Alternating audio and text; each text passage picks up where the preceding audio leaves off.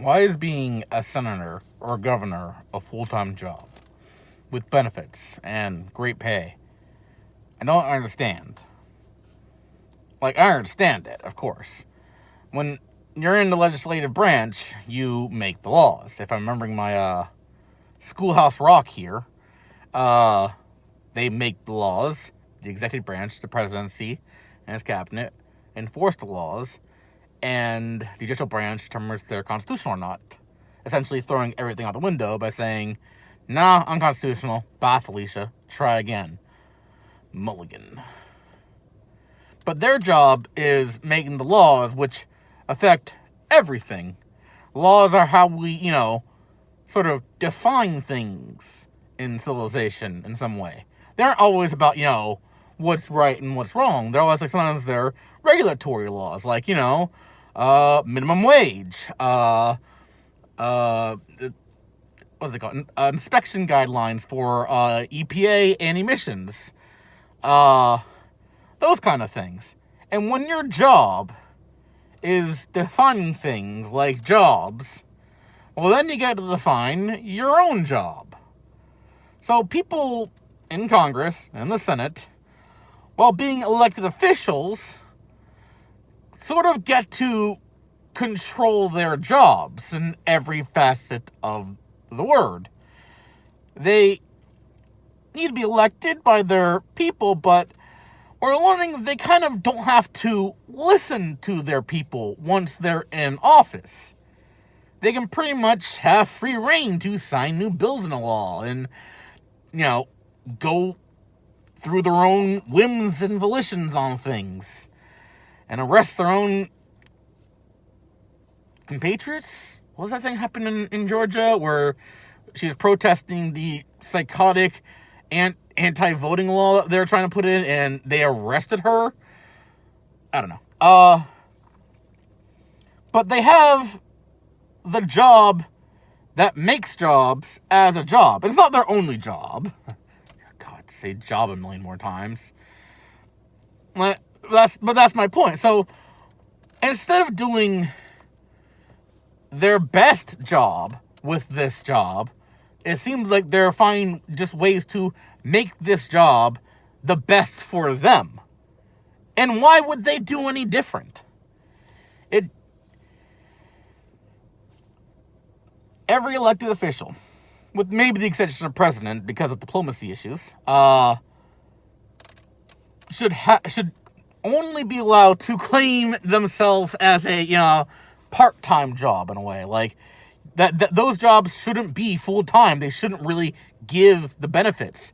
I think it's there are a lot of phrases on this. Noblesse oblige, ducent serve. Things that basically say servitude, power and prestige is, in a sense, a form of servitude. The higher up you go in the chain of command, the more you're supposed to do with that. That's why you get to cut the red tape, because you are higher up. You're trusted to make those decisions that people as a mass cannot at, in a reasonable fashion. Democratically in a way. So basically all power in this world comes from the people. All of it, literally. And it's not like, it's all the people, so no. It's literally the people deciding, hey, you're the person in charge. And when we all agree on that, that's what it is. That's literally all laws. That's all jobs. But when you have that, the reason why you get that power, the reason why we forfeit it to you, is we hope that you would use it better for us. It's a responsibility. It should be a bit of a burden. The philosopher king of Plato, or I think it was philosopher king. I think might have been philosopher emperor. But yeah, like the person, he is a servant of the people. So when you're garnering power for the sake of garnering more power, you're kind of going against the reason why you have power in the first place.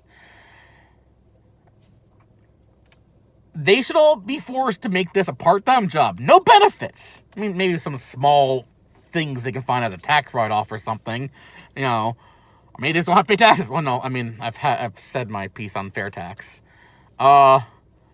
But, like, they should be forced to, in a way, seek out other gainful employment.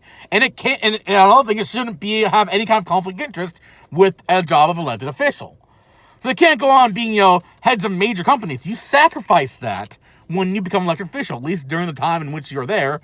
I mean, some of them do have that where they sort of balance out, but I feel like there should be a more clear severance from that field. Something to really say, like, you come from a family who owns AT&T, you probably shouldn't be allowed to be, put in the position of head of the,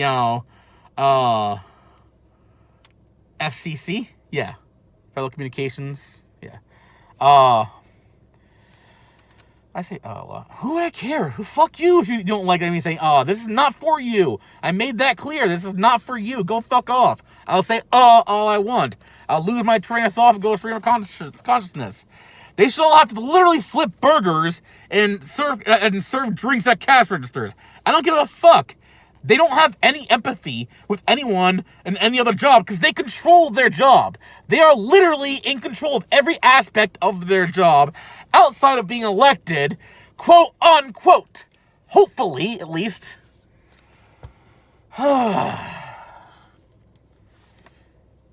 If they understood what the rest of the world had to go through, they probably wouldn't be such stubborn morons. They get to say, hey, no one's going back to work right now. We should cut their benefits and force them back into work. That's what you got from this. Only the Seds troll can come up with that. Fucking Mitch McConnell. I'd like to see you flipping burgers. I'd like to see someone get in your face. Some mean-ass Heather all in your face and say, I want to see the manager right up to your face where the spittle hits your shitty glasses, you wrinkly old turd.